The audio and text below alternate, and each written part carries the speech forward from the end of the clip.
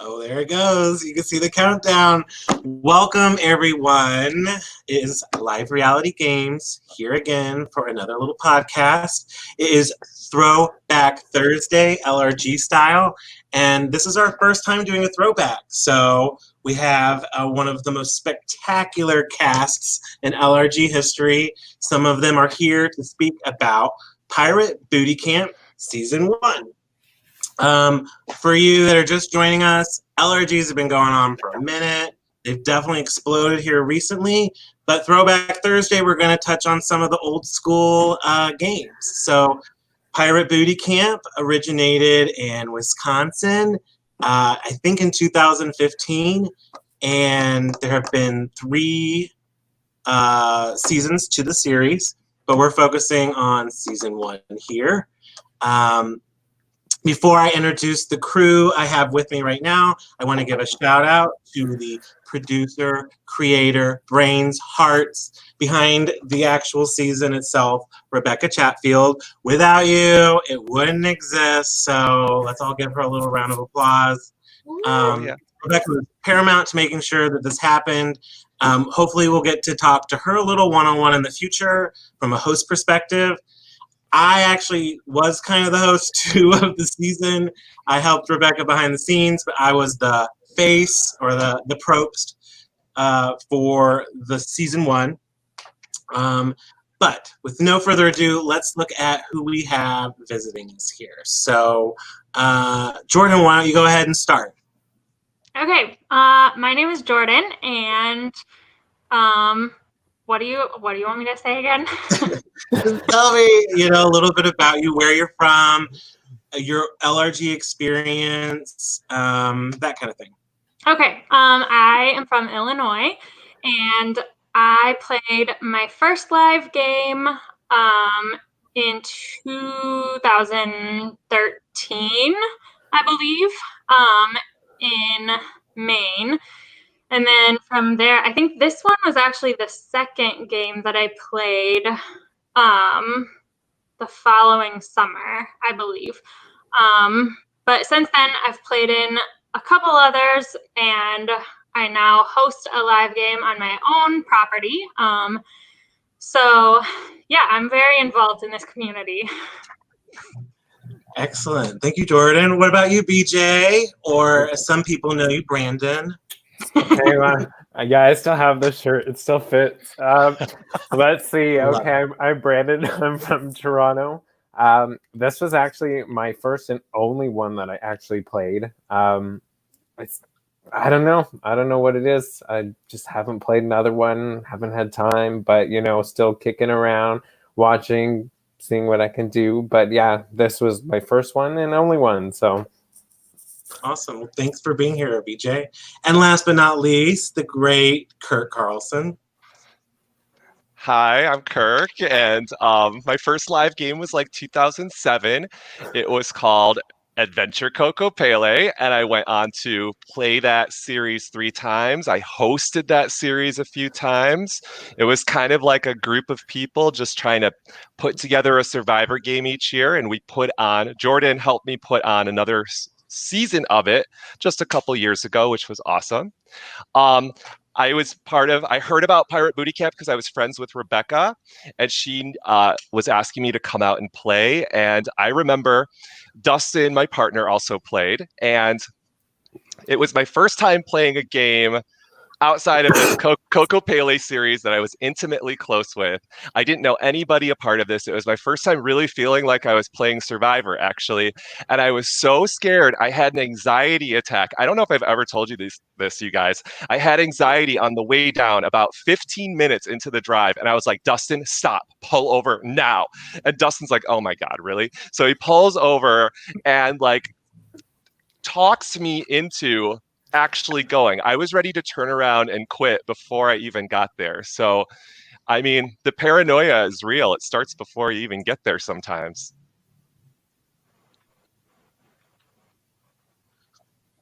That is very, very true. I can speak to that myself.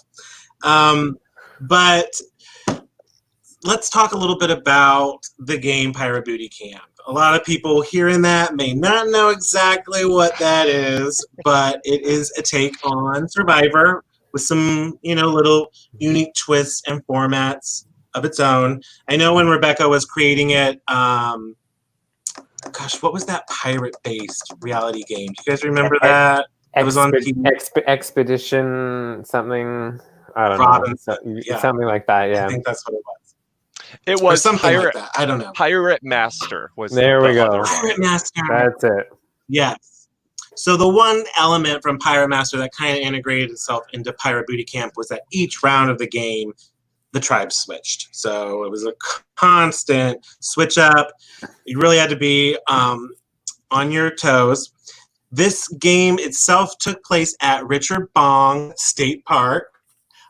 Very fitting location for the game itself.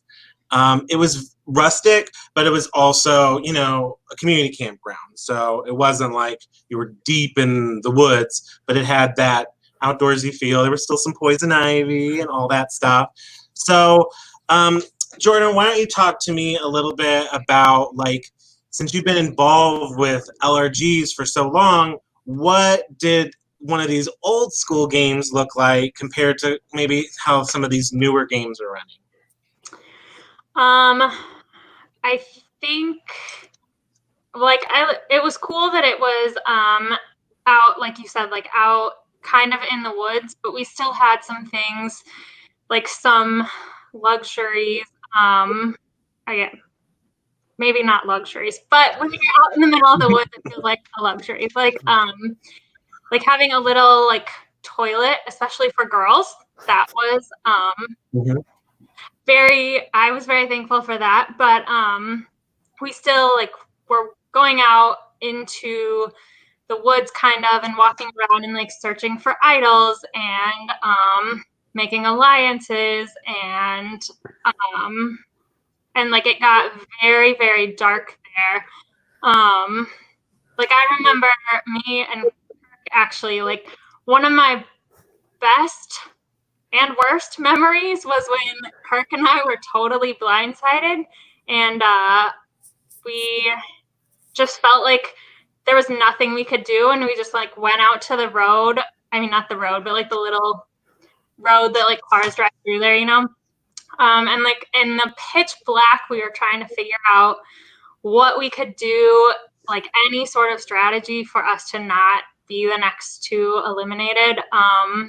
So it's you feel like you're out playing Survivor, even though there's other people around. We didn't really see a lot of other people. But you're still in a state park, but you feel like you're out in the woods for sure. Absolutely. And to put some perspective for people, Pirate Booty Camp, I believe the first season was it 12 or 14 people? Can you guys recall? I think it was 14. 14, what I want to at say. least. I think so. And I'm pretty sure we had two females, Jordan and the great Shiley. Yes. So when you compare that to, the high demand for LRGs now, a lot of them are able to, cast even gender balance, and there's just a greater interest in it. Old school LRGs were the diehard fans. These are your true cutthroat Survivor fans. And a lot of these people took a risk to try these out because there wasn't necessarily a lot of other visual frames of reference like there are now. There are so many different episodes going out for so many different seasons that there is a little bit more of a sense of security in doing it. Whereas I remember the first time I did one, my mom was like, "You're going to be human trafficked. You're going to be taken and you're going to be sold." And I was like, "No, Mom, I know these people, they're from the internet and stuff." But I look at how far we've come. So, Kirk, talk a little bit to me about, since you've also been very involved in the hosting aspect and, just participating and playing in these, what do you think was one of the things that stood out to you about Pirate Booty Camp that, is the reason we're even doing a throwback to it right now? Well, for me, it was one of the first, casts where I didn't know a single person. Fortunate to have my partner playing. We were the blood versus water couple, even though that was kind of a detriment to my game in some ways. But it was super scary. I just felt like in prior experiences, I kind of like knew people or was aware of people. And with this, it just felt legit. I'm like, going to this random place in the middle of nowhere. I'm dropping all my stuff off. They're taking my sleeping bag. They're taking this. They're taking that. If you remember how it started, we were like mutinying and we're racing and grabbing everything around. And I am so hungover because of bad life choices the night before that I'm like, it feels like 100 degrees. I'm sweating. I'm miserable. And then we have to hike like a mile, and carrying like 50, 60 pound, like, I don't know, chest and all this wood, and Shiley's carrying like 2 water bottles. And I'm like, what is going on? And like, I remember getting to the end, passing out on the mat, and then we still had to like search for a key. Like, it wasn't even done. So it was like, we got there and boom, game on. Like, if you wanted to quit, you were quitting, like right then. And I almost did. True. Now, I was talking about it being like this comfort zone, but let's look at BJ for a second. B said this is his first game, and he's also, so at the time I was so excited that we had a Canadian crossing the border just to give us a chance to try out this crazy game. So process that with me, BJ. I think you have a little story about when you came through the United States too, like what you told them. Maybe that was you, I think. But like, I felt like customs maybe was like, "What are you going to the United States for?" Yeah. They pulled me into a screening room because I told them I was going to play in a Survivor game in the woods in Wisconsin, and I was like, and they had to go through my phone and they checked my text messages, and I was like, oh my gosh, like I was embarrassed, but I was like, this is actually what I'm doing. But no, it was like you said, there weren't many around, and I heard about it. I said, what an opportunity, for me, I was the quiet one at the beginning. I think I was super shy, super nervous. So for me, doing this was like to step out of my element, and not only to do that, but to fly. Wisconsin isn't that far, but just to fly somewhere and go to the unknown.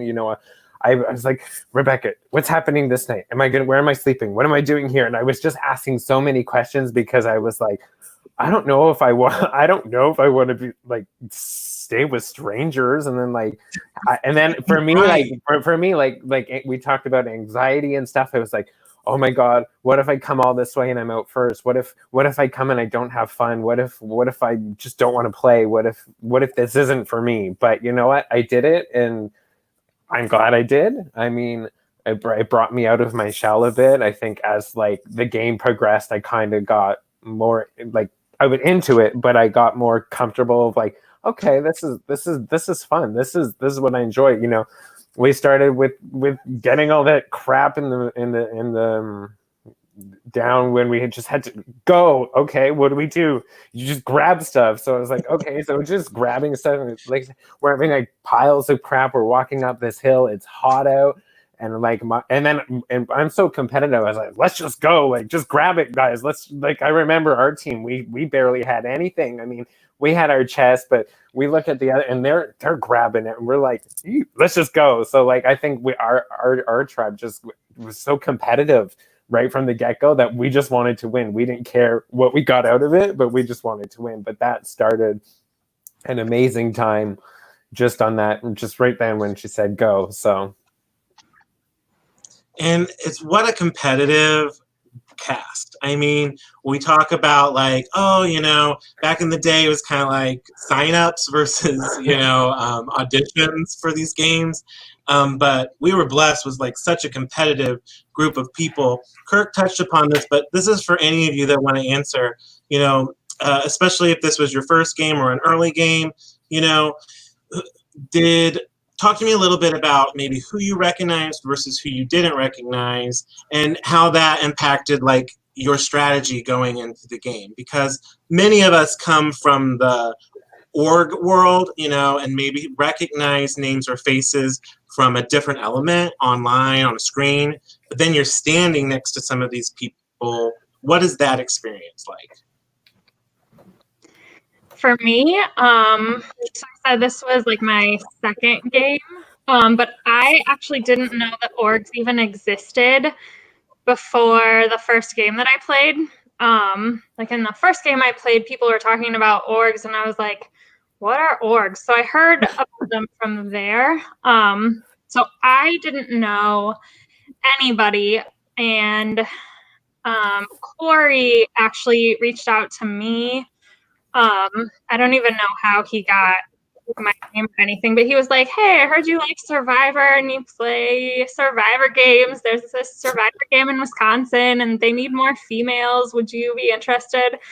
And I was like, yeah, probably. So then I reached out to Rebecca. So I knew nobody. I had talked to Corey online a little bit because he told me about it. So I didn't recognize anybody's name or anything going into it. So it was completely kind of like Kirk said, like it was a very Survivor-ish experience for me going into it. Do you remember when Rebecca made us like run out with our sleeping bags and like unroll them to prove there was nothing in it? Yes. Like when day one started, it was like boot camp. Like I didn't realize it was that part of booty camp. Like I was not prepared. Like it was so intense. Especially after your first night. There was a definite stigma, for sure.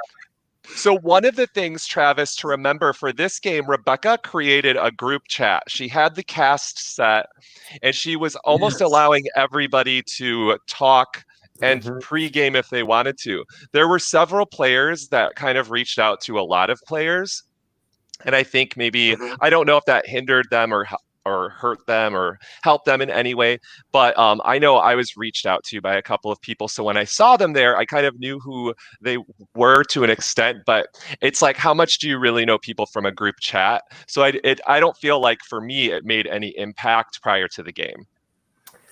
Yeah, it like for me, it's like, I guess it was different, but not different at the same time. I've been playing online games since 2005. So, I knew names. I didn't, back then it wasn't as personal as they are now. You would just type and that would kind of be it. You would never get on a video call or whatever that is. But I remember Dewan messaged me and we didn't talk game, but we were just both like, okay, we're super both nervous. Like we never, like, it was just like, okay, calm me down. So like for me, showing up and at least knowing a couple people, like not knowing them, but at least knowing them was kind of like comfort. And for me being so like introverted at the time was just like, okay, well, orgs is something I can talk about to build a basis off of, like to get to know somebody a bit more. Like, oh, this is what I think. I even talked to Jordan about it. I'm like, hey, I remember you. And Jordan's like, what? I'm like I brought up that one game she played. Like for me, that was like a way to just start a conversation with somebody, because I would never be somebody to go up to somebody and start a conversation. But I used it, to what I could. But yeah, I didn't know everybody, which was good. I think Dewan, Brian were the only two that I played with like online, but I didn't really know them. So cool. I also think I'm gonna transition. Oh, go ahead, Kirk. You have something? Just to tie into that, I don't want to lose this opportunity to talk about it, because BJ's talking about orgs and how people knew each other from orgs. When we finished this experience, and I'm sorry, Travis, if I'm like jumping the gun on a topic you have, but after the game was done, I remember us talking about the differences between an online reality game and what we had just experienced, because we felt, I felt so close to some of these players. It almost hurt to leave them Like, I remember like my heartstrings, like, I'm like, I don't know if I'm ever going to see this person again. And they made me feel safe. They comforted me. Like, I cried a couple times out there, more than a couple. Like, it was so real. So we kind of coined the term live reality games at the post party, like after that event was done, and it was just a group of people. So I feel like Pirate Booty Camp is kind of the namesake of this term that now everybody uses. Like, I've heard LRGs on Rob Has a Podcast and other survivors mention it. I mean, it's just part of the lingo now, and it's so cool to have been a part of that history. Absolutely. It's really kind of surreal. Because all of these things are happening, there are other games and entities outside of what we were doing that didn't even know we existed or whatever. But, we're not the first people in the world to ever do a Survivor fan-based game or anything. But this term really has come to light because of like-minded individuals who have been part of this community and really put the effort forward to make this a thing. And I really think in the last, 2 to 3 years, we have seen the community explode and really fill with people and continue to grow. And now we have even an interest to do these, podcasts and stuff, which is super awesome. Well, all I wanted to kind of talk about was one of my favorite aspects of live reality games that's kind of different than an online game is the challenges. I mean, there are challenges in both games, but to be an expert at challenges online requires a completely different skill set than to do things in person. So you guys want to highlight a favorite challenge or just one time when it got real or something like that? Oh my God, don't ask me. I lost them all. I don't think I won immunity once. I mean, we won. We won the first. Throwing some challenges too, weren't they? I won. I think we threw one, but some we actually tried and we just absolutely lost. But no, they were fun. They were well thought out. They pushed.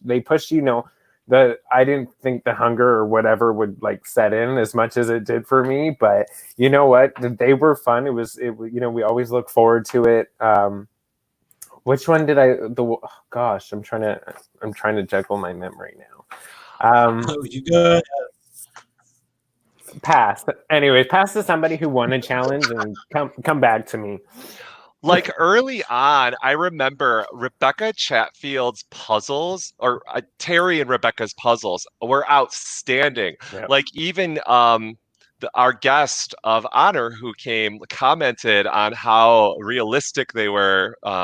They were like the show. So, I mean, that was really cool to be playing something with these large puzzle pieces. And I mean, even though, yes, BJ, we lost a lot of challenges until we started swapping tribes, and then I got lucky. But the puzzles stood out to me as just really smart. I loved them.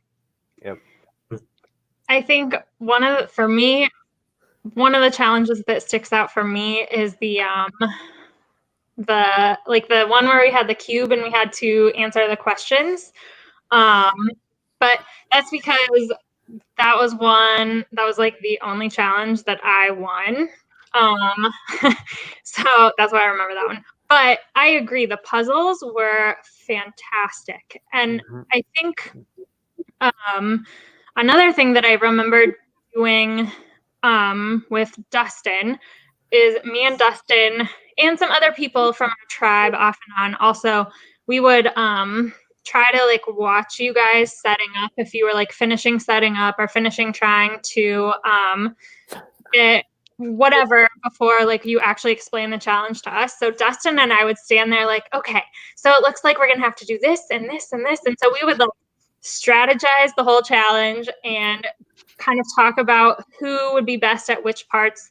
And then you would explain the challenge. And sometimes we would be a little off, or there would be one part that we weren't sure about, but we already had basically our strategy done before hearing the challenge.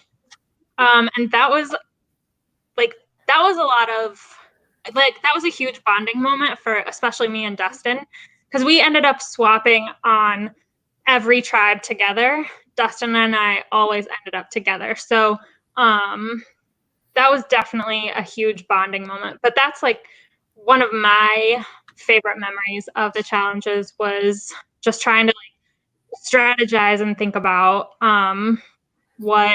how we could do the challenge. And I do think that's probably why our tribe won more, because you guys were always like hanging out, talking, whatever, and definitely bonding. But we had like twice as long as you guys get to strategize because of it. So. Well, for me, it was a pleasure to watch you guys compete in challenges because of the intensity on your faces and the passion in your guys' hearts. Like, I'm sure people are really competitive online, but it just doesn't translate, even if you're recording the video or whatever, to stand next to somebody and be holding a pole the same distance away that they are, or to square off and eat gross food face to face with someone, or the list goes on and on. It amplifies the intensity of the game and makes it so much more real.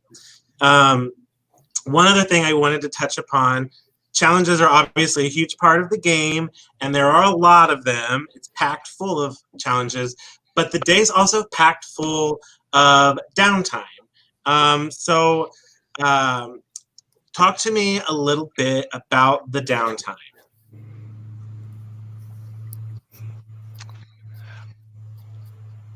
I was terrible socially in this game. So I mean, the pre-merge part of the game, I was walking off by myself all the time looking for the idol.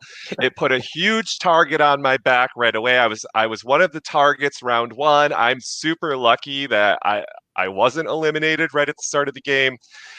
So my downtime was spent not doing what I was supposed to be doing, which was talking to my tribe mates.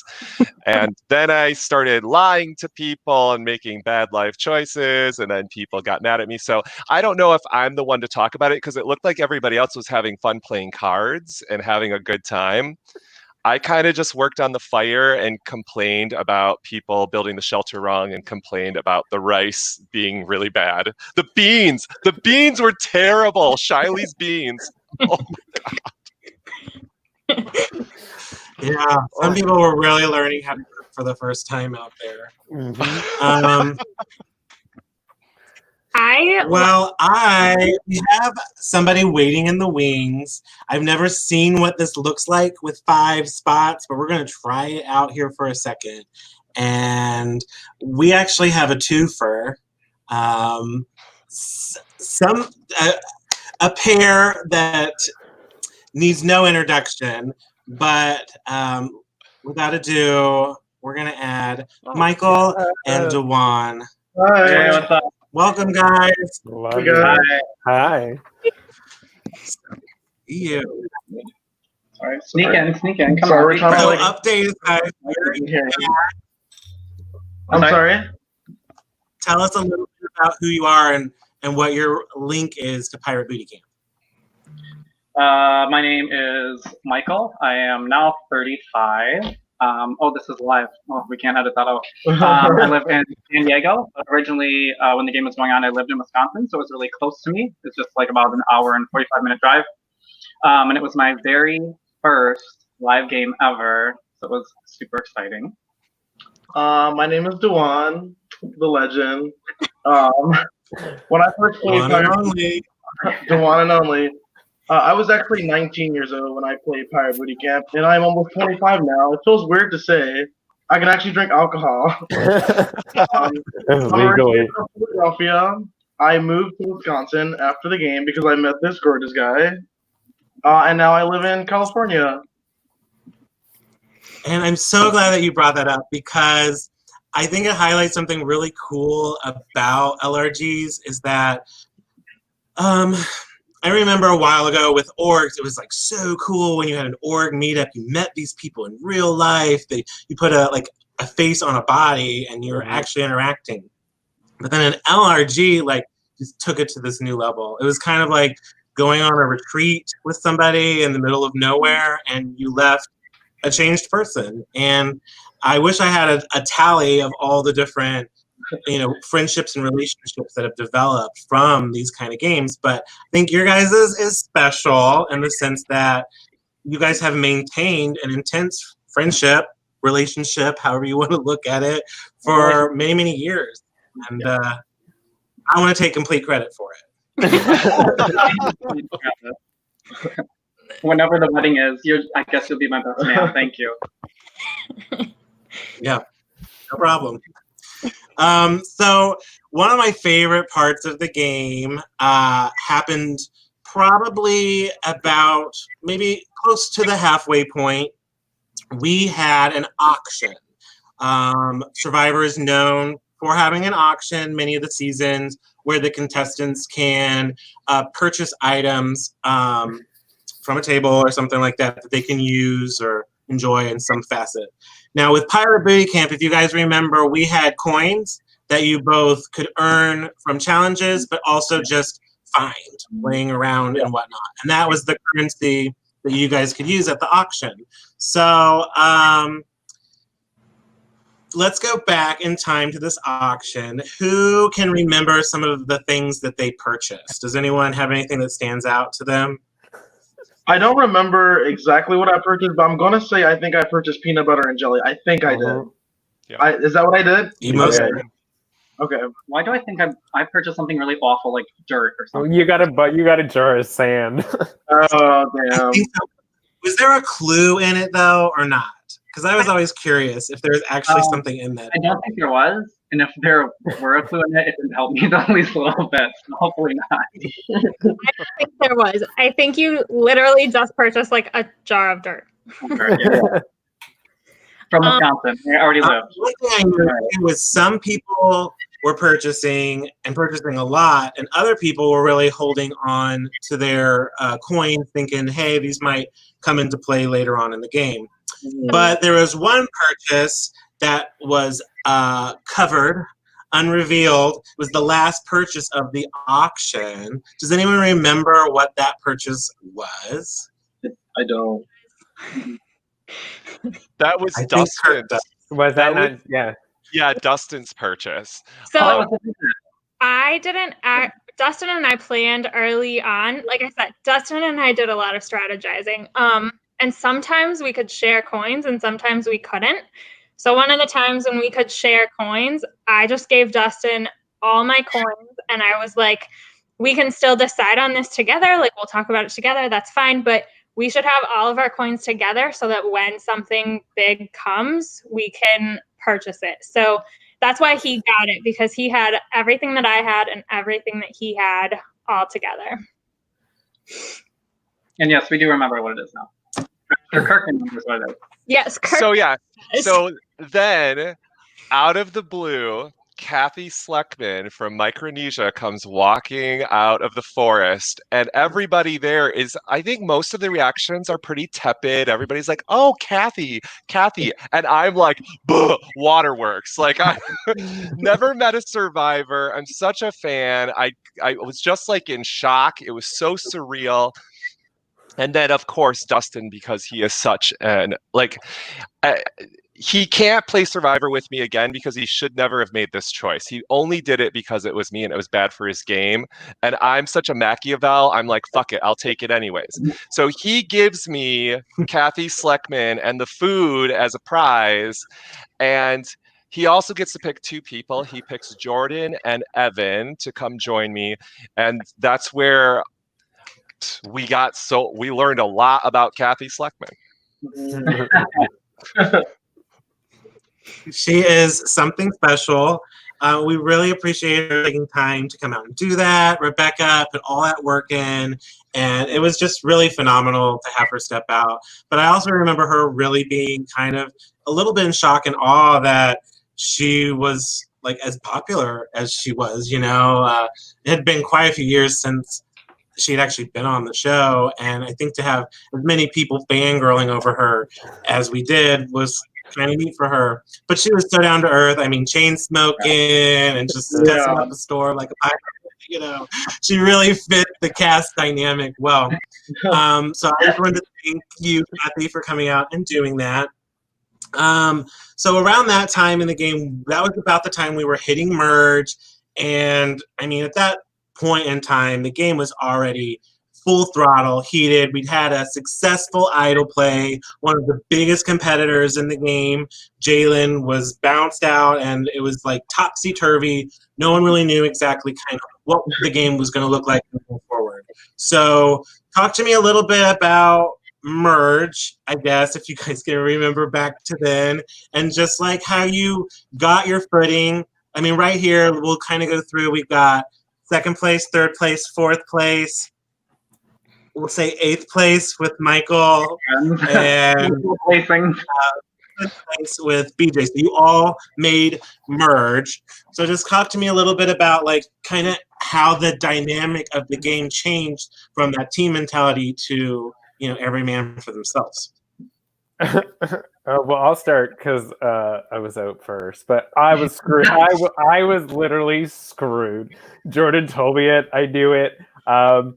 At least you're honest. I appreciated that. So before, like, I was always on with the boys, and you know, we were super tight, and I didn't like. For me personally, it wasn't so much that I didn't want to talk to anybody else. I just felt comfortable around them. And you know what? And obviously that being comfortable was like, okay, they're obviously together, and we were. But for me, like personally, I was just comfortable. So when we lost Bannister, you know, that was a rough tribal. That was the one right before. And I remember this, Jordan, I don't know if you remember, the sun glaring down on us. We're on in the auditorium, and it was just sad. I was crying. Like it was just sad. But for me, like, I was like, oh shit. Because I focused so much of my time with like Bannister, Dewan, Michael, who I know had other things, I didn't set myself up to have any other relationships with anybody else. So I'm kind of like, oh shit, where do I go from here? I've already burnt bridges with you, and you think I'm working with them. I am screwed. And screwed I was, but you know what? To make it just to merge, and you know, hey, I think almost every single person voted for me when I went home except Michael.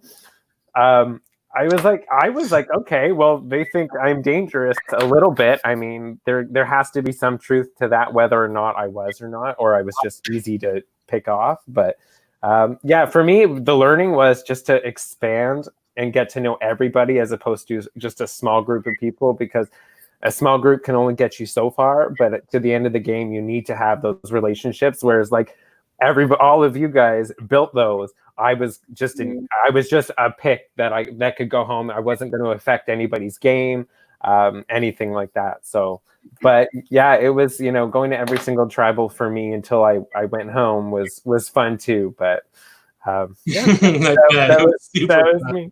That was me. Well, Michael, tell me, you had a kind of unique experience in that, if I'm remembering correctly, you kind of had a revolving door sort of out, back in. Talk to me about that. Well, I was voted out, I think maybe 2 rounds after BJ, I think. And then I was kind of like, not super blindsided, but surprised, because I thought with Jordan and Jawan that I was like 100% good with both of them. And with you, Michael. I was with you. Well, and Jawan was like the point. I feel the same way, like that Jawan voted for BJ when he left, and Jawan voted for me. BJ also left. I asked him to. I'm like, I don't know if you guys remember, but just like an hour before tribal, I gave up. I grabbed my sleeping bag. I think I grabbed somebody else's sleeping bag because I was pissed.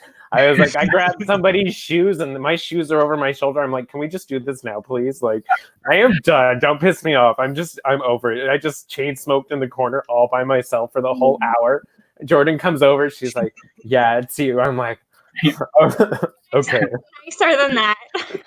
Okay. So I got out, and the challenge for the round, like the immunity challenge for the round that I left, was a blow dart challenge. And then as soon as I left, they're like, you have a chance to come back in. I was like, yeah, sweet redemption. And I literally like walked into like the at the production area, and then like we turned around and came back to do the comeback challenge. Oh yeah. And the comeback challenge was the same one that we had just done, so I did have like a slight advantage going into it because I had literally just done the challenge and I had done fairly well, like not super great, but like okay. And then it was down to me and Jalen, and I had like 1 life left, and he had like 2 or 3, I'm not sure how many. But I like hit like the eliminate 3 points or whatever, and took the gold, and I was like, sweet, we did, and come on back. And but then it was weird because I was like, well, you're back, but they still voted you out, so clearly you need to go a little bit out. I remember when you got back in the game, and Jordan was like, she was talking to me because I had voted Michael out, and she was like, so what are you going to say? I was like, oh, I'm just going to tell him I voted him out. And I like went over to him and said, hey, I voted you out, but like I still want to work with you. And I mean, obviously it ended up working out for me. Yeah. I totally did not remember that you voted him out. This is blowing my mind right now. Well, it was between him and Craig and I were like really. It's because Michael, like we were together, but we didn't have the same goals. Like he was all about saving Jordan, and I was like the opposite. I was like, Jordan's got to go, and like the only person that like wanted to do that with me was Craig, and I figured that if I voted, and who? Shiley. Oh yeah. Get her out of here. Yeah, so it's a crucial part of the game. Yeah. Also, I think it's worth noting, if it wasn't brought up, that Dewan and I, although we're together now, we weren't together during the game, and I was like in a showmance with Baxter instead. So really, Dewan voting against me, it didn't have anything to do romantically with us. He was like a betrayal. We were both just players at that point. Yeah. We have connection. So this game for me, I think this game ended up working out in my favor a lot because we were swapping, because so many of the bonds that I made before the game started were on the other tribe. So like when we kept swapping back and forth, I was able to like keep those bonds with people as they ended up on my tribe or whatever. So at the merge time, I had so many people on both tribes that I ended up having really strong relationships with just because we kept swapping. And I think had we not swapped the tribes every challenge, I think that would have been a lot, like my game would have been a lot more difficult because my tightest people, a lot were on the other tribe.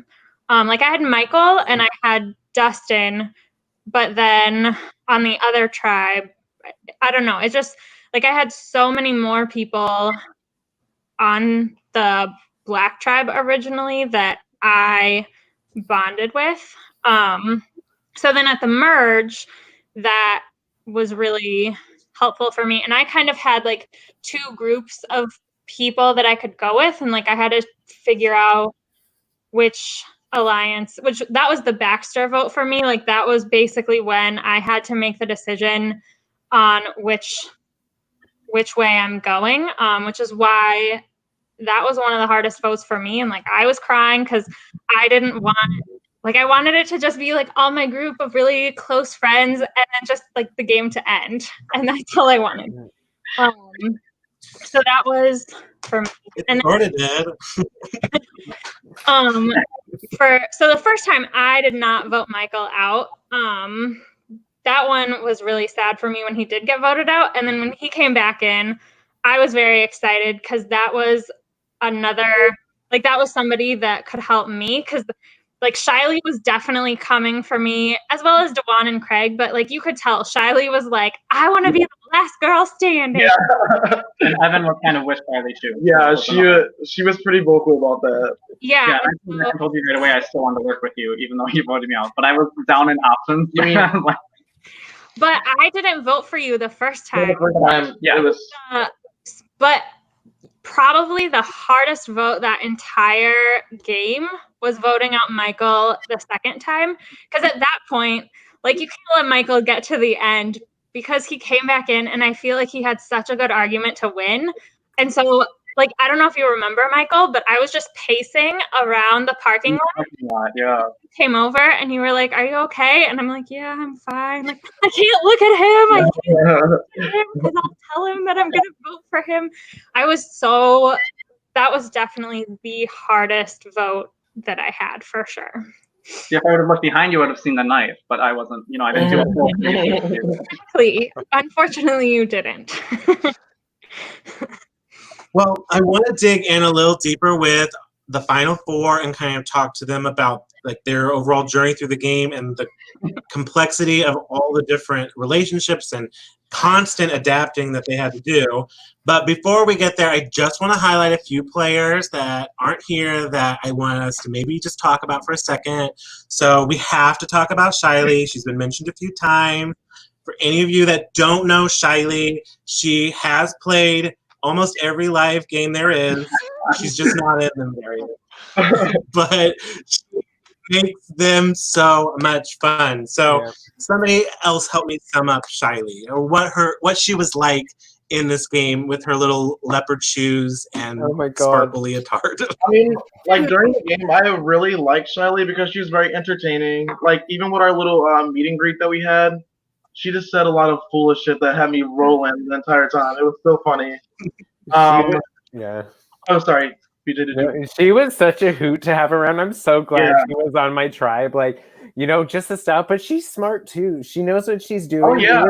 She didn't go to tribal at all during the tribe phase, and just talking to her, she keeps it real. The way she talks, like she's just a really good person. She's fun to be around. I just enjoyed getting to know her, and I'm so glad I'm still friends with her to this day. And she's great.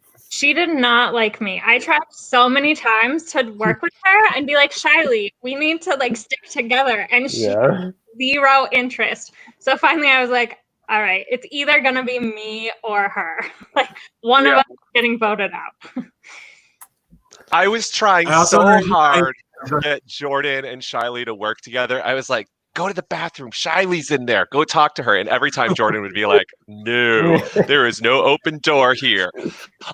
Another thing about Shiley, she's crazy in games, crazy in a good way. Like she thought there was a raccoon in the tent and she started screaming, not tent, but lean-to shelter.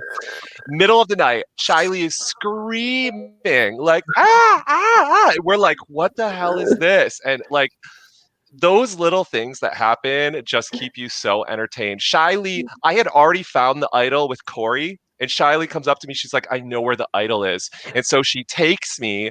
We walk for like a quarter of a mile to another person's campsite, and she's like, the idol's behind their campsite. So she tiptoes onto the campsite while people are sleeping in their tent, picking their tent stakes out of the ground. She's like, is this it? I still have one of the tent stakes to this day. I will never get rid of it. That's funny. She is really something special. So if you ever get an opportunity to play with her, enjoy it. I also heard you guys mention the great Craig Bannister. He is not someone that stands out as much as Shiley. But he's definitely been a huge part of the LRG community, helping with Reelfoot, his involvement in Surviving Canada. He's played in Home for the Holidays. So tell me a little bit about Craig. I love Craig. He's literally like one of my best friends. I think you guys all know that. I think he doesn't talk very much, but you have to talk to him, which doesn't really work out very well in a game like Survivor because you have to like talk to people. But I mean, every time I'm around Craig, it's a good time. In the game, it's funny though because before the game started, we all play orgs with most of us. We were actually enemies before we were friends. So like when I saw he was revealed in a cast, I'm like, I'm getting this good now. He's and then when I meet him in person, he was just so amazing. Like we love wrestling. We're both from the East Coast. We didn't live very far from each other, so he was till this day he's one of my best friends, and we talk fairly often. And like Dewan said, like he doesn't talk a lot, but he's very observant and like he just watches. Like that's definitely one of his best qualities in a game like this is Mhm. he's able to just sit back and observe and kind of figure out what's going on.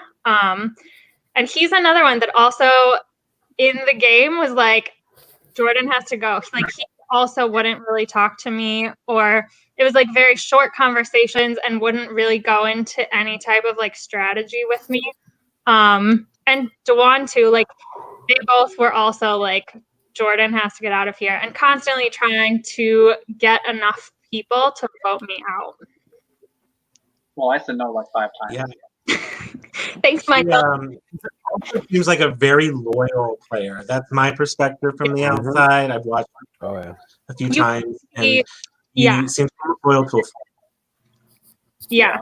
If you Well, I want to talk about 2 more people real fast. We're on a time because I really want to dig into the Final Four, but we have to talk about our 2 minors that played. Yes, back in the day, we had people under the age of 18 playing, and this season, I believe we had 2 of them. Evan Kirksey and Jalen Roach. Jalen might have been 8 when I think about it, but I can't remember. But they were young, still are young. So tell me, you guys, both of them exceptional characters. They had their debut in Reelfoot season 1. How did they stand out in Pirate Booty? Oh my God. Sorry, Jalen and me got along so well. We did so many things together, and I'm gonna bring Jordan's gonna laugh. I remember the Red Tribe would always go off, and me and Jalen were like, we're gonna follow them, and so we're following them down the path, and then we're like, where'd they go? Where'd they go? They all go into the women's washroom, and me and Jalen are like running around. Like, I know there was some sort of incident with Kirk and with and Jalen. I don't remember where it was. I want to say like the bathroom or something like that. Talking about a vote or something like that, but Jalen was just somebody I just connected with, right? Like I think I never left his side. So I mean, he was just one of those comfort things for me, like just like I could just talk to, laugh, and do stupid shit with, even though we shouldn't be doing it. And Evan, I knew from earlier on playing online games, and we didn't have the best of relationships online. I think it transferred over into the first vote because I remember Dewan came up to me. He's like, "Listen, Evan wants to vote you." I'm like, "Oh no, he didn't." And then it was like the whole Kirk thing. Oh, Kirk's not here. Why don't we do Kirk? Or it's like stupid things like that. But yeah, Evan did really great. Jalen was so entertaining to me, and they're both great. Yeah, that's it. Evan and I bonded really early.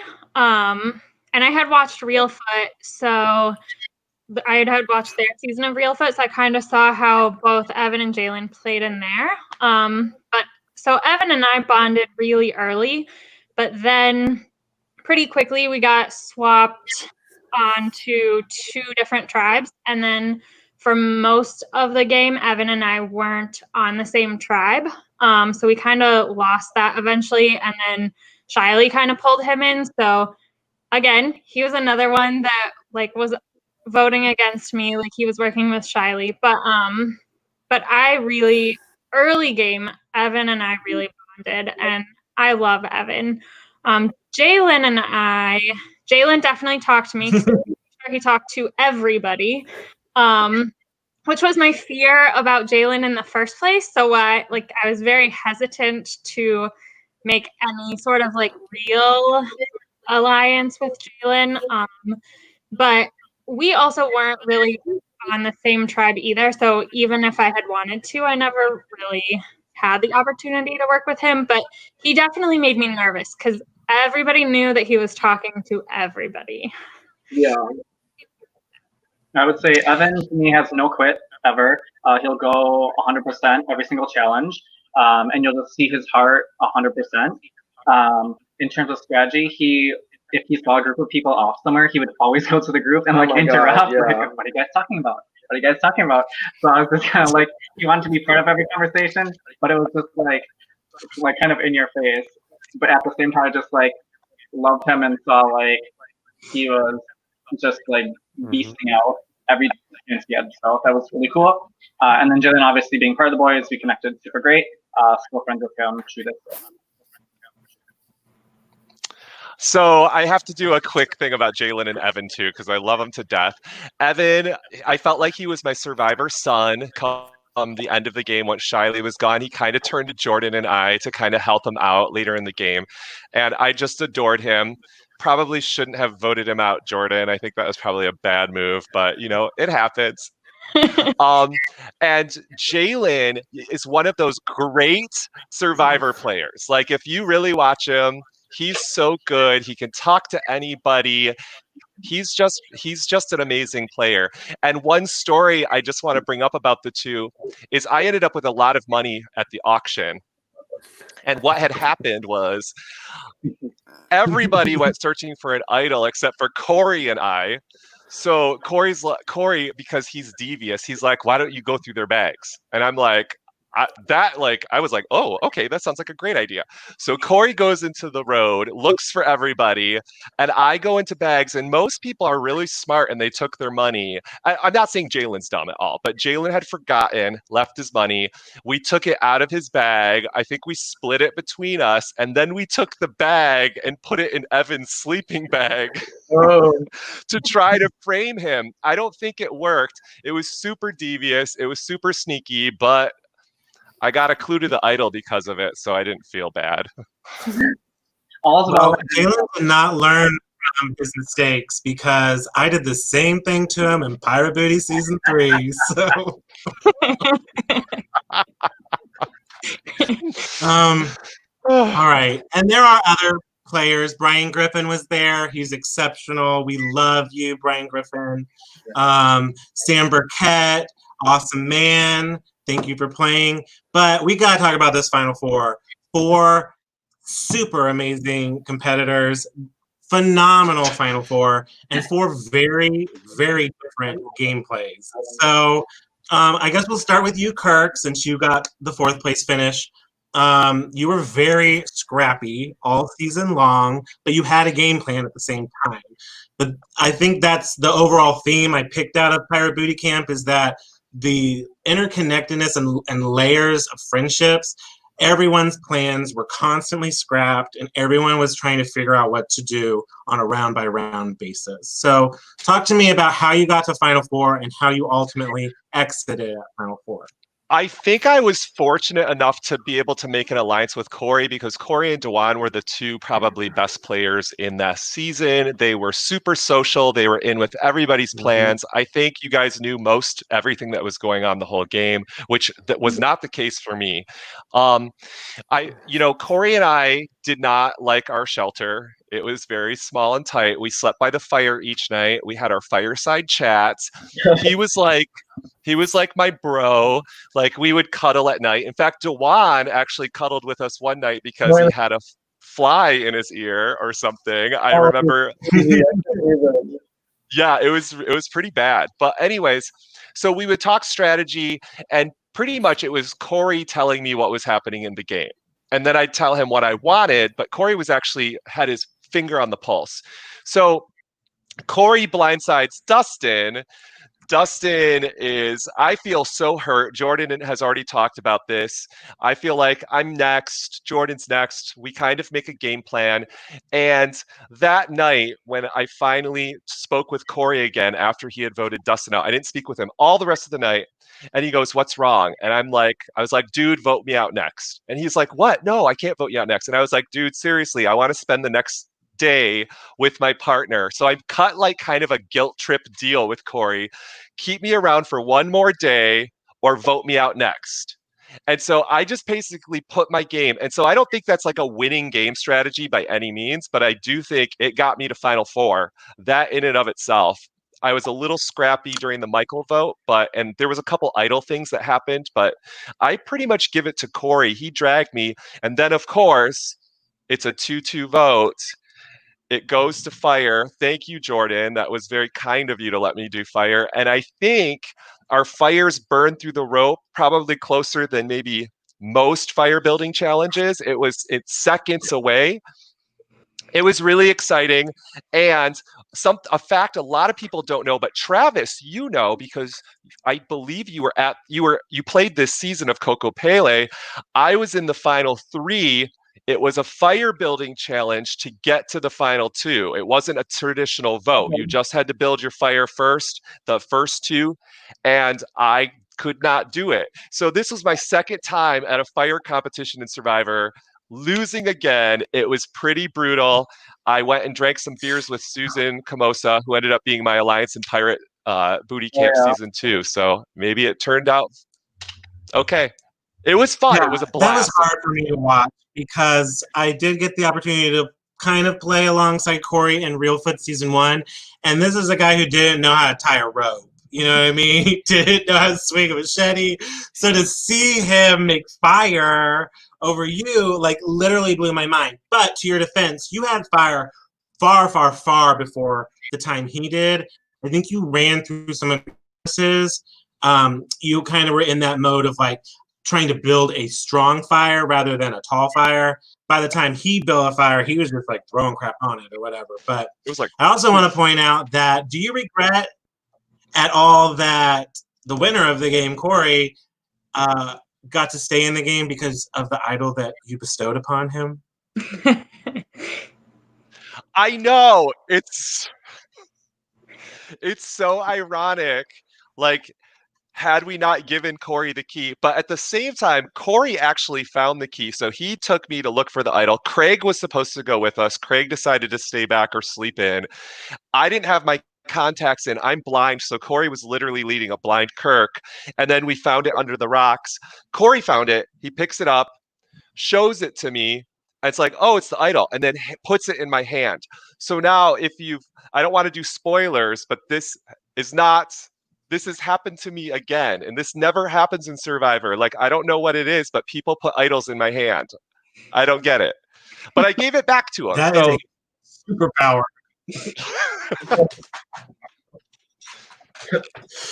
Well, so once Kirk is out, we've laid ground for our final 3. Pirate Booty was a final 2, so there were 2 people at the final Tribal Council. For the last challenge, involved some swords, some coins, some stacking going on. This was one of my favorite challenges ever on planet Earth to watch. All 3 of you were in it to win it. Jordan, talk to me a little bit about your position at the final 3, how important the challenge was, and what you thought your chances were of winning. So, like I said earlier, a lot of my game was like making a lot of different bonds. So Dwan and I kind of talked, but most of the game he was trying to get me out. So I didn't feel like I didn't feel good about Dwan taking me if he won that final challenge. I actually but go ahead, sorry. So, but I know, like, you told me that, but I didn't, like, we just didn't ever really work together in that game. So I definitely wasn't feeling confident that you would for sure take me. So the night before at the final 4, Kirk and I talked. Actually, it was in the morning, like before we left, I think. But me and Kirk talked, and basically we made a pact to take each other to the final 2. And so when we got down to the final 4, I really struggled with who to vote for between Kirk and Corey, because Dwan had 1 immunity, which was Kirk. You told Kirk ended up It's like a card game. winning. Me, Kirk, and Corey were like, okay, we need for Dwan to not get immunity, and then like we will vote him out and it'll be fine. And then Kirk was like, oh wait, Dwan, you just won right there. And we were like, Oh my god. I remember Dwan literally could give 2 F's about that challenge. She was so over it. Over it. Actually, the 2 communities that I did win, someone helped me win it, and it wasn't even a physical challenge, and I won. Oh my god. yeah, so Dwan had immunity. So then we were like, okay, now we have to figure out what to do. So Corey's telling me that he's gonna vote for Kirk. Me and Kirk had already like talked about this. So Kirk was like, I have to vote for Corey. And I'm like, oh, I don't know what to do because I have this deal with Kirk, but I've also been like really close to Corey. And so Dewan was like, I'm voting for Kirk. And I tried so hard to get Dewan to vote for Corey instead, and he wouldn't. Me too.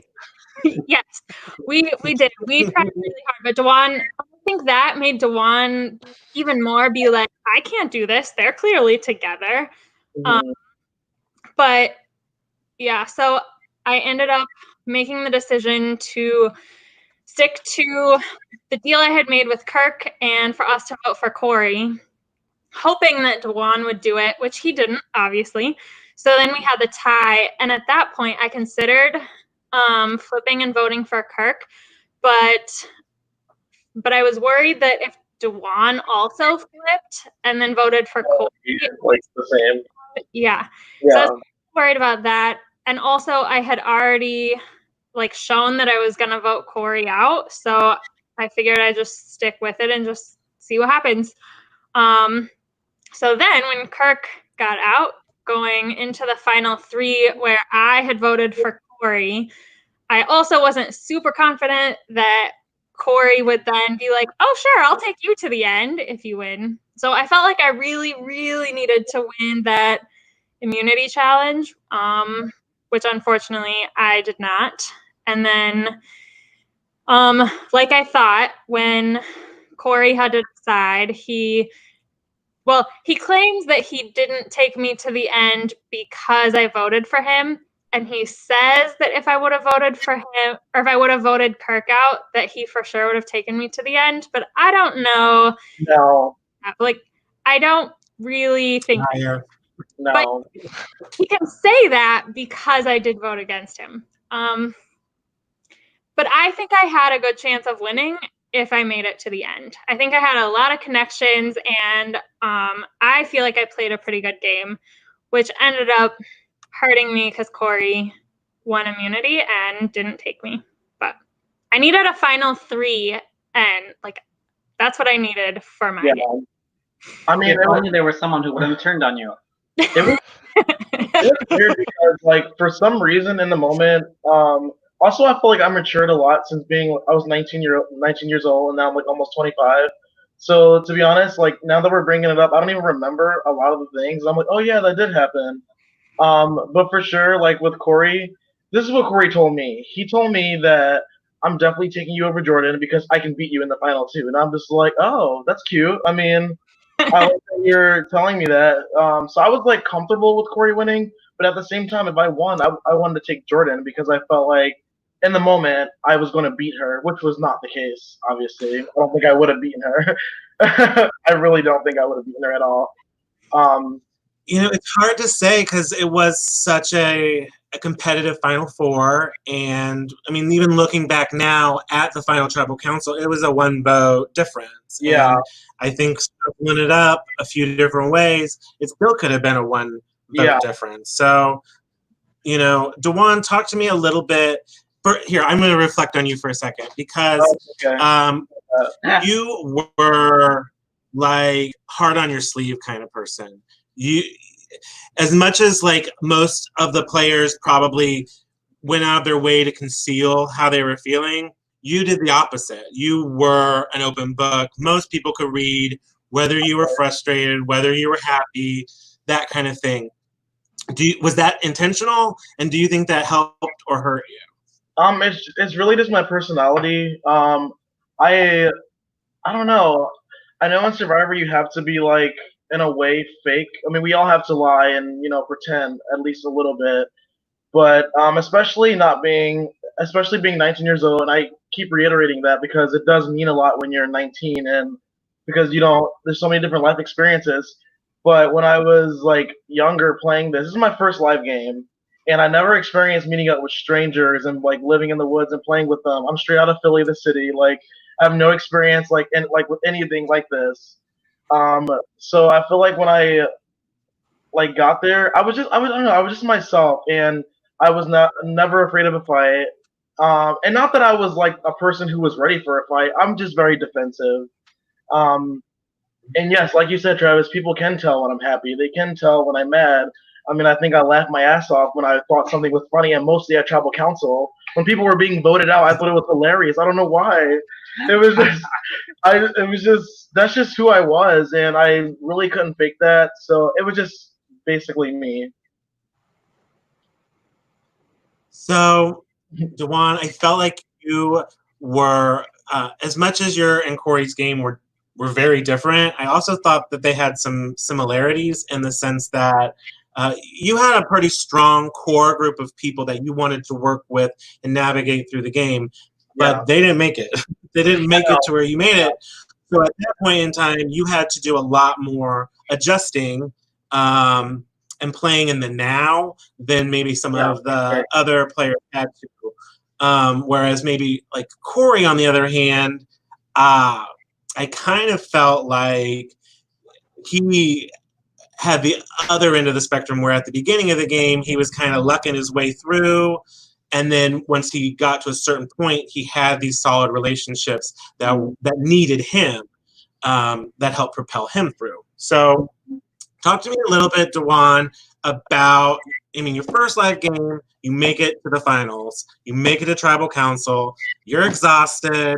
I mean, it's maybe an hour after the challenge is over, Jordan's out, we've driven back to Rebecca's house, and we're doing the tribal council there. So, you know, what's on your mind, and how did you feel like you carried yourself during that tribal council?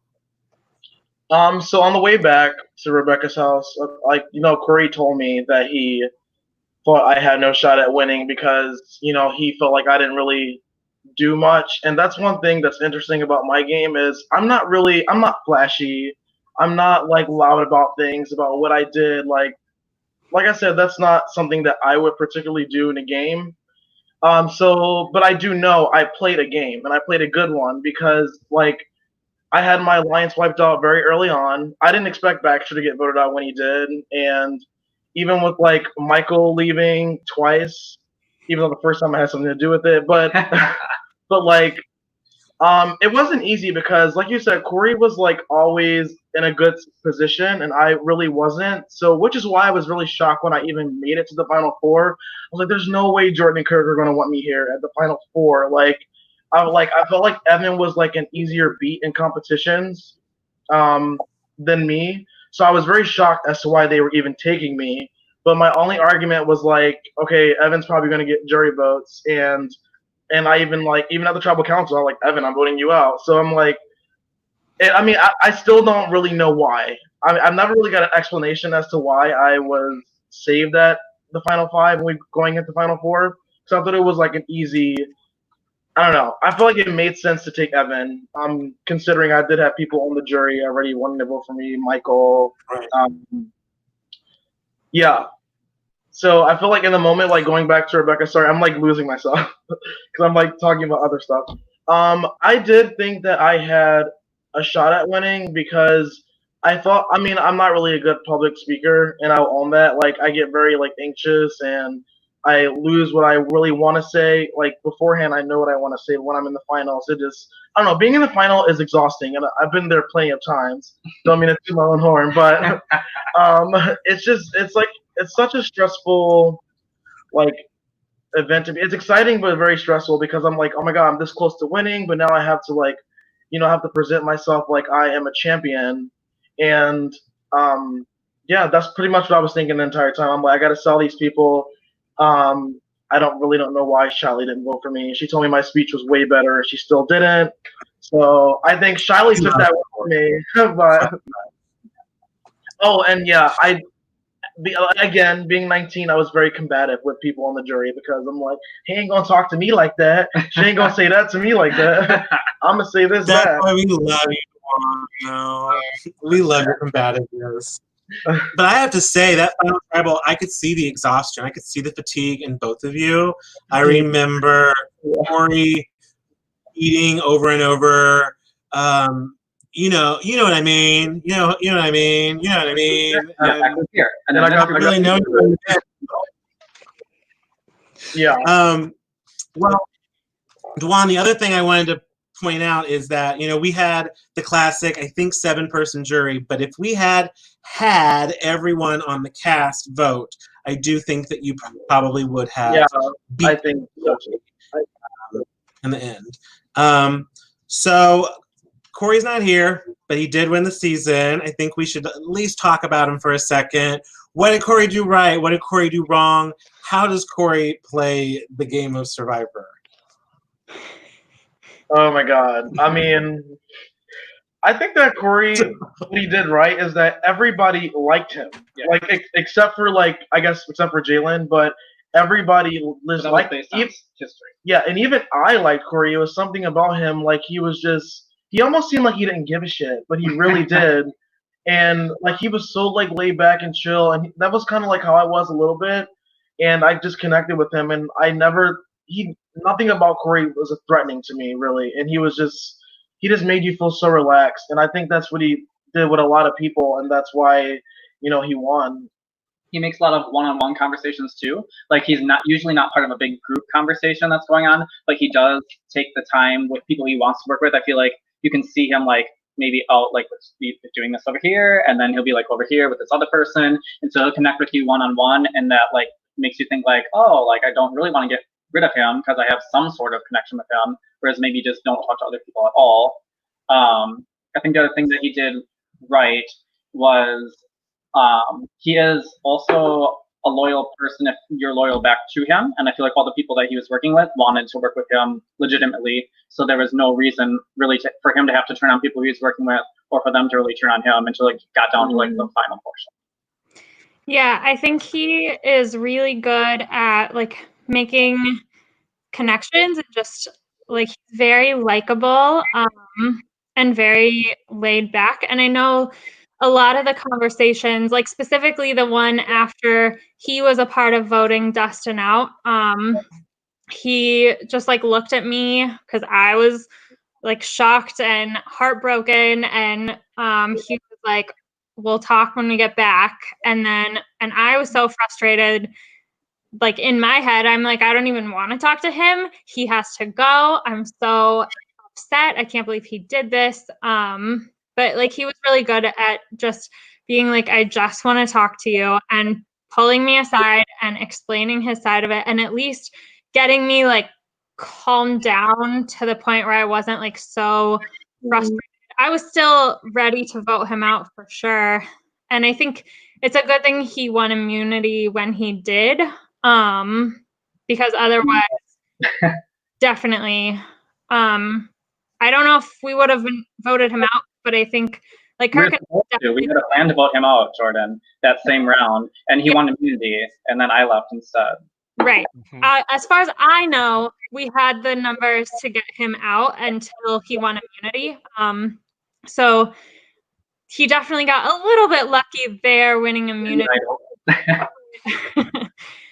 And then after that, we talked again, and then I was like, okay, I think I can work with him again. So he's just really good at just making the connections and just being likable. Mm-hmm. I want to attest to everything Dewan, Michael, and Jordan said. And I think that proves why Corey, he doesn't necessarily come across like it, but he's one of the greatest Survivor players, or at least LRGers. He's won Survivor twice, or Survivor-like games. Mm-hmm. That was, I believe, his second win. He had already won one within like that summer or the year before. He's done consistent. I mean, he's been an early boot in some series, but I mean, just recently at Coco Pele, he got 5th place. He got 5th place in Pittsburgh. It's probably why he isn't here. He doesn't like to like toot his own horn and stuff, but Corey's a good player. He knows what he's doing. Mm-hmm. And we all knew that he had won the other season because that gets around like wildfire. Yeah. When he showed up for like, he's the one who won. Like everyone knew he had literally like just won another season. He was just so likable that all that went out the window. I was like, I don't care if he won a game. Like, we're good right now. So yeah, he has this ability to disarm people too. I think clearly is a threat. But if you guys remember when we were doing the confessionals before the game started, Corey was finishing a fifth of gin in the heat of the morning, 9 a.m. after a night of drinking the night before. And I am thinking to myself, this person is going to die, let alone be the first person voted out. But in a weird way, I think in doing that, so many people were like, this guy's not even taking this seriously. He is not someone I need on my radar right now. And, you know, from there, obviously he wasn't drinking gin the entire weekend. I think he sobered up at some point. But I think in a way, yeah, maybe he was. But I think it curbed his anxiety a little bit because just like all of you said, you know, I know for sure that he gets really anxious, you know, before these games start. So I think that helped him a little bit. But yeah, all the things that you guys touched upon are what make for a good winner. But any one of you would have made an exceptional winner for the season. I guess, you know, we've kind of gone a little over time here, but what I wanted to do before we wrapped up was just kind of, if there's anything else that you wanted to specifically say about Pirate Booty, now's the time, but also just about LRGs in general and like, should people try them if they've never tried them before? You know, is this a worthwhile experience? Absolutely not. I'm just kidding. Yeah, I feel like, especially if you already love the games, an LRG is a way to like test yourself in a live setting because it's much different from playing behind a computer. In terms of the Pirate series specifically, I think Rebecca goes above and beyond for her challenges. She wants everyone to have the best experience that they possibly can, and she's always focused like on her players, keeping things interesting and fresh. Her challenges were bar none like the best still like that I've been to, and I feel like other people do have like unique challenges, but she just always has like standout, like visually standout challenges that you want to compete in. Like I was sitting there like, I'm on a real show right now. Like this is crazy. Yeah.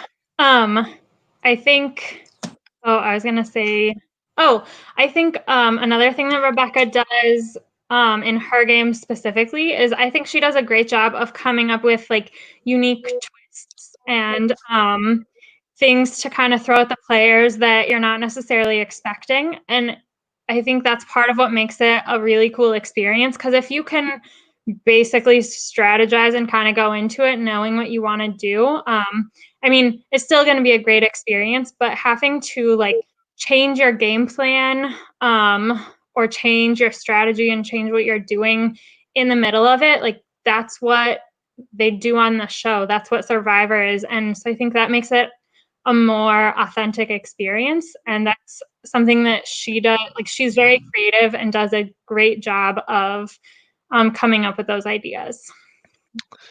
Yeah, like Michael said, like Rebecca's challenges are bar none. She puts so much into the experience. Right now, Rebecca is focusing on mostly helping other groups of LRGs and helping them out with challenges. So that's a person you can talk to about that.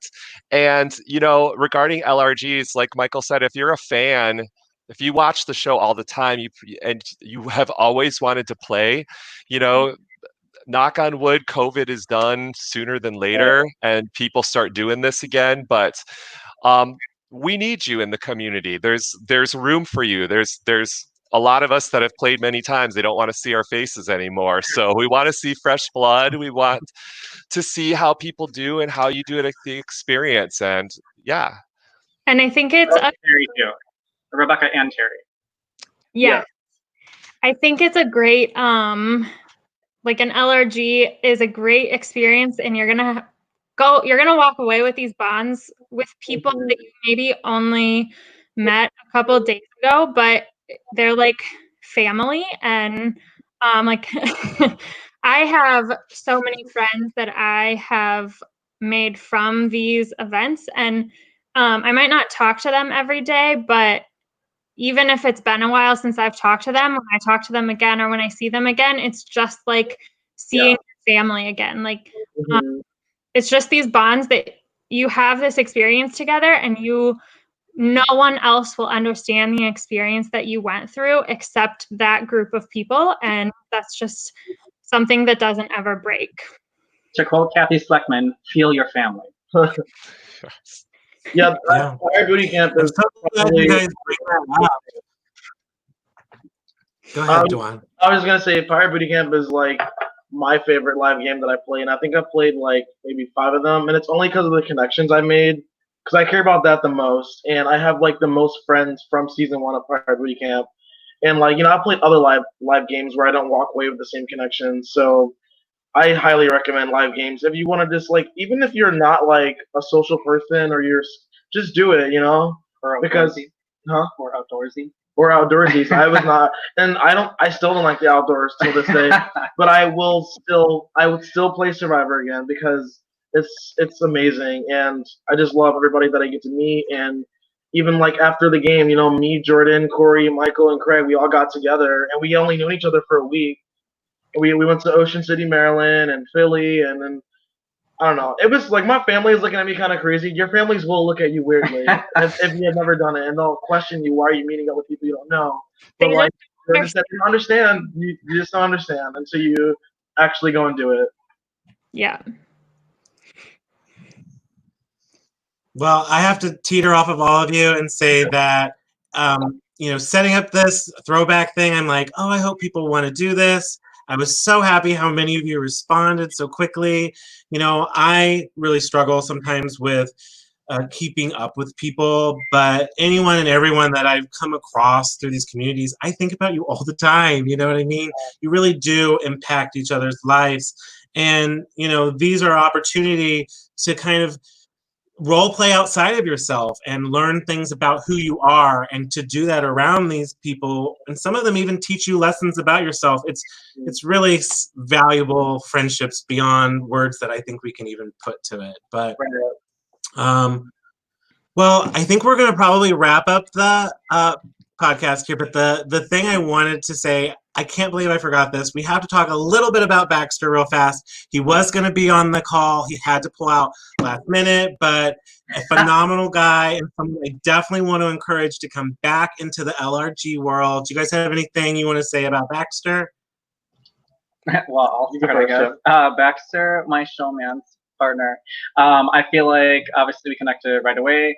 I think he is super funny. He'll always make you laugh. He has like a joke for every single thing, and just like a very like light spirit. I know he hadn't really been camping before either, so that was like really hard for him to like be out in the elements.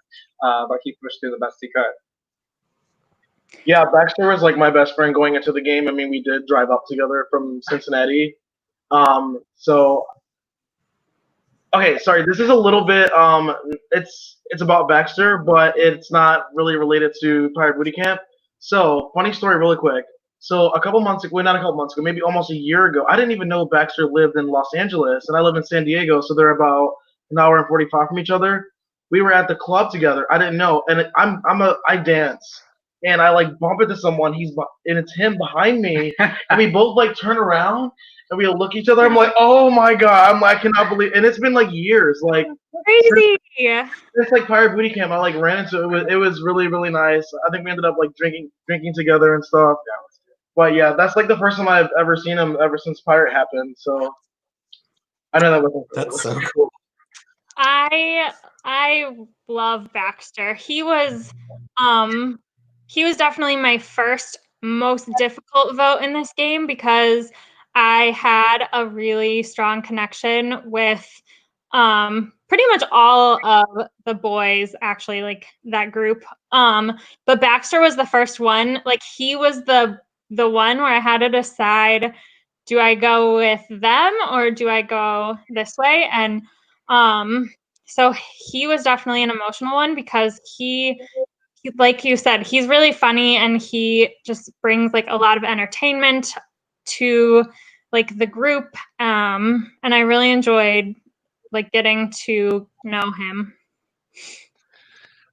Baxter is just so charming, so emotional when he plays, so funny, plays games with his tribe, keeps it fun.